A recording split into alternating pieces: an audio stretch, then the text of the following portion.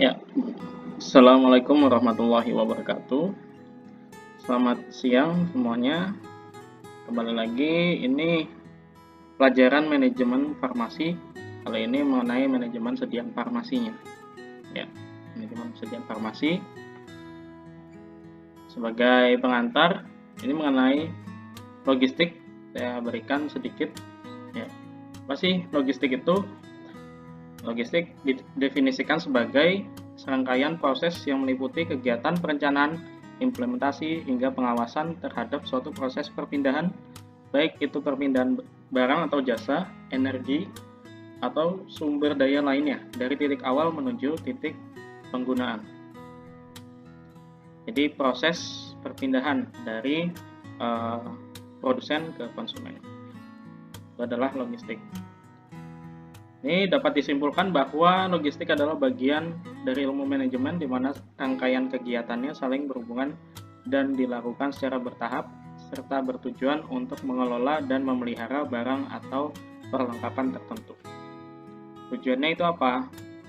Jadi semua kegiatan logistik adalah untuk mencapai suatu tujuan, yaitu tersedianya suatu barang yang tepat pada waktu dan tempat yang tepat. Dengan begitu, perusahaan harus melaksanakan serangkaian kegiatan logistik, yaitu proses pengadaan barang atau procurement. Ini adalah sama dengan pembelian. Ya, pengadaan itu sama dengan pembelian. Kemudian kegiatan produksi atau manufacturing, support, dan dilanjutkan dengan distribusi. Jadi pembelian, produksi, dan distribusi. Menurut Bowersox, ada dua faktor utama yang menentukan tingkat performa logistik, yaitu pertama pelayanan atau service, yang kedua adalah cost atau biaya. Pelayanan itu ya tingkat pelayanan perusahaan kepada konsumen, ya. Yang kedua itu adalah biaya yang dihabiskan perusahaan untuk menangani pelayanan kepada konsumen. Sekilas saja mengenai aktivitas logistik, apa aja yang dilakukan? Pertama, pelayanan pelanggan atau customer service, ya. Kemudian prediksi permintaan atau demand forecasting, ya. Manajemen persediaan, ya. Komunikasi logistik, penanganan material, proses pemesanan. Nanti kita akan fokus di sini, manajemen persediaan atau inventory management. Dan dilanjutkan pengemasan atau packaging atau packing, sama aja. Kemudian komponen-komponen dan pelayanan pendukung, seleksi lokasi pabrik dan tempat penyimpanan atau gudang, procurement atau purchasing, reverse logistik, transportasi, pergudangan dan penyimpanan atau warehousing and storage. Kita ke persediaan atau inventory. Apa sih itu? Inventory. Persediaan farmasi memiliki nilai yang tinggi. Nilai persediaan farmasi meningkat karena banyaknya jenis dan tingginya nilai produk farmasi. Hal ini menyebabkan persediaan farmasi sangat penting. Jumlah persediaan yang terlalu banyak menyebabkan juga banyaknya nilai uang yang tidak bergerak. Persediaan baru dapat menjadi uang tunai ketika persediaan tersebut terjual kepada konsumen. Persediaan baru dapat menjadi uang ketika persediaan tersebut terjual kepada konsumen. Pengelolaan yang tepat pada persediaan memiliki dampak yang signifikan pada pengelolaan keuangan dan operasional rumah sakit yang optimal. Jadi nama lain dari persediaan itu adalah inventory. Artinya semua barang yang sudah dibeli, ya, dan itu menjadi bentuknya persediaan yang bisa dilayani, ya, digunakan untuk melayani konsumen. Konsumen di dalam hal ini, ya, dalam hal obat itu konsumennya adalah berarti pasien, seperti itu. Manajemen persediaan untuk sediaan farmasi meliputi pertama pemesanan, kedua penerimaan, ketiga penyimpanan, keempat distribusi, kemudian kelima terakhir pemesanan kembali. Kelemahan dalam manajemen persediaan pada sistem persediaan farmasi atau sistem persediaan farmasi menjadi penyebab pemborosan finansial atau pemborosan uang. Akibat lain dari lemahnya manajemen persediaan adalah terjadi kekurangan pada obat-obat yang esensial. Esensial itu yang dibutuhkan. Sebaliknya, obat-obatan yang kurang esensial berlebihan yang menyebabkan kedaluarsa. Jadi obat yang tidak begitu diperlukan ketika menumpuk akan terjadi kedaluarsa atau ED. Akibat yang lebih luas sebagai dampak dari manajemen persediaan yang lemah adalah terjadinya penurunan kualitas perawatan pasien. Tujuannya apa? Dalam manajemen persediaan atau manajemen inventory.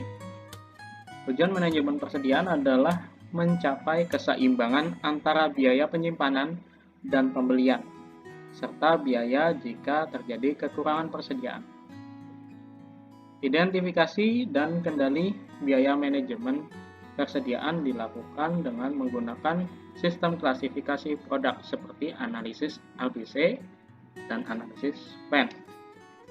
Nah, ini tujuannya tadi supaya ada keseimbangan antara biaya penyimpanan dan pembelian, serta ada biaya ketika terjadi kekurangan persediaan. Artinya jangan sampai ini tujuannya untuk menghindari dari stok yang terlalu banyak atau stok menumpuk, ya, dan kekurangan stok. Analisis ABC atau Pareto. Jadi nama analisis ABC ini di luar namanya analisis Pareto ya sebenarnya. Analisis ABC adalah analisis konsumsi obat tahunan untuk menentukan item-item obat mana saja yang memiliki porsi dana terbesar. Maksudnya gimana? Kita lanjutkan dulu penjelasannya, nanti kita bahas, kita kasih contoh ya. Analisis ABC dapat diterapkan dengan menggunakan data konsumsi obat selama 1 tahun atau kurang. Metode ini adalah metode untuk memastikan bahwa pengadaan sesuai dengan prioritas kesehatan masyarakat dan menaksir frekuensi pemesanan yang mempengaruhi keseluruhan persediaan. Ya. Dalam analisis ABC, persediaan dikelompokkan menjadi 3 kelompok A, B, dan C sesuai dengan namanya, ya, berdasarkan nilai penggunaan tahunan. Ya. Jadi ini ABC ini biasanya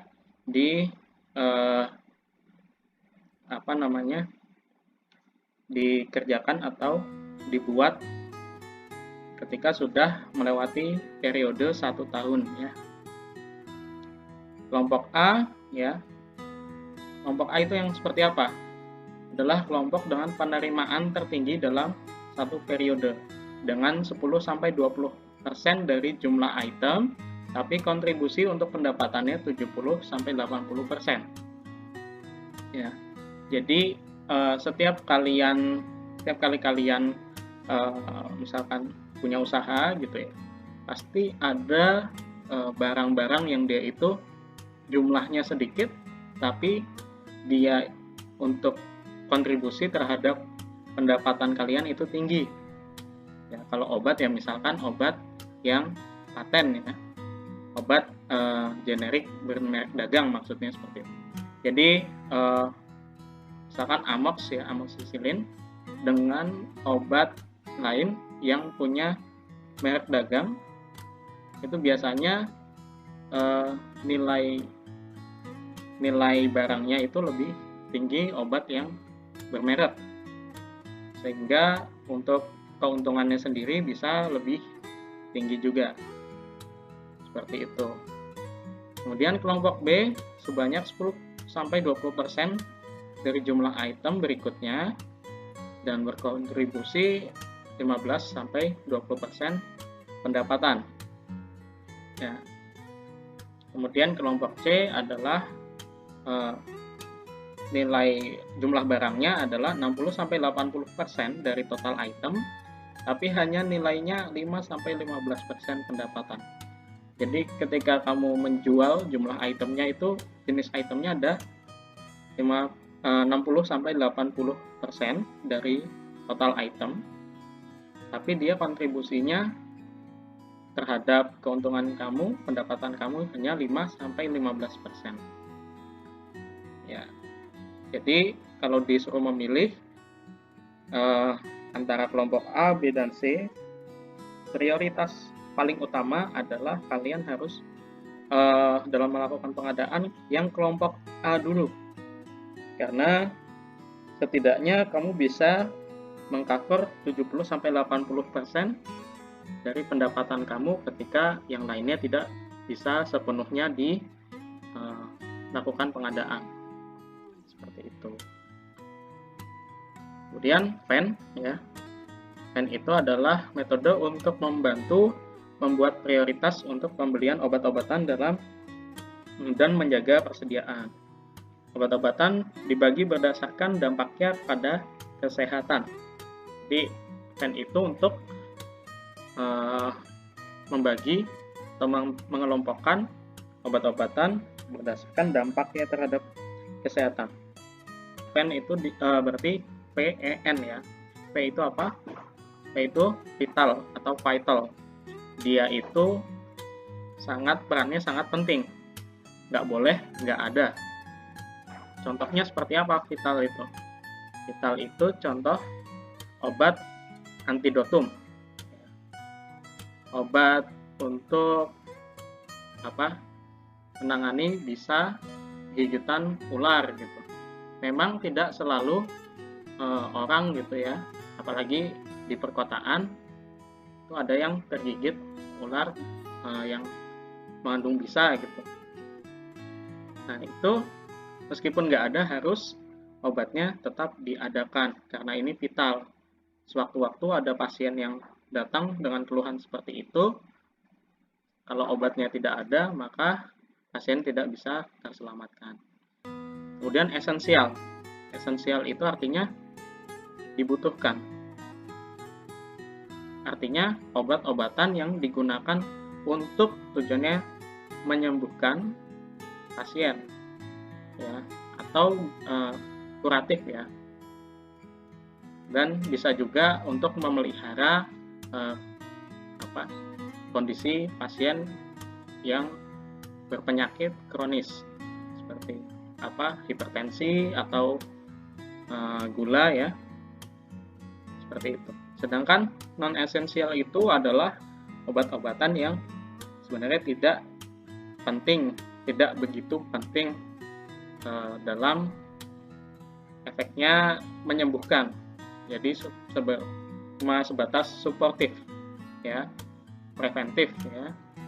Jadi untuk menghindari terjadinya penyakit, atau bisa juga dia itu mensupport pengobatan yang sudah ada. Contohnya seperti apa? Seperti vitamin, suplemen, seperti itu, ya. Mereka tidak berperan langsung dalam menyembuhkan penyakit, lebih ke preventifnya atau meningkatkan pertahanan tubuh, sistem pertahanan tubuh, seperti itu, ya. Mungkin sebatas itu. Ini, ya. Kelompok V itu adalah obat-obatan yang sifatnya life saving atau sangat penting untuk disediakan. E adalah obat-obatan yang efektif dan signifikan bekerja terhadap penyakit, tapi tidak sepenting obat vital untuk disediakan. Sedangkan N adalah obat yang digunakan untuk mengatasi sebagian kecil penyakit atau penyakit yang dapat diatasi sendiri. Kelompok N berkhasiat namun tidak terlalu penting untuk disediakan. Ini adalah daftar pustaka. Sekian, terima kasih, ya, atas perhatiannya. Dilanjutkan nanti dengan latihan, ya.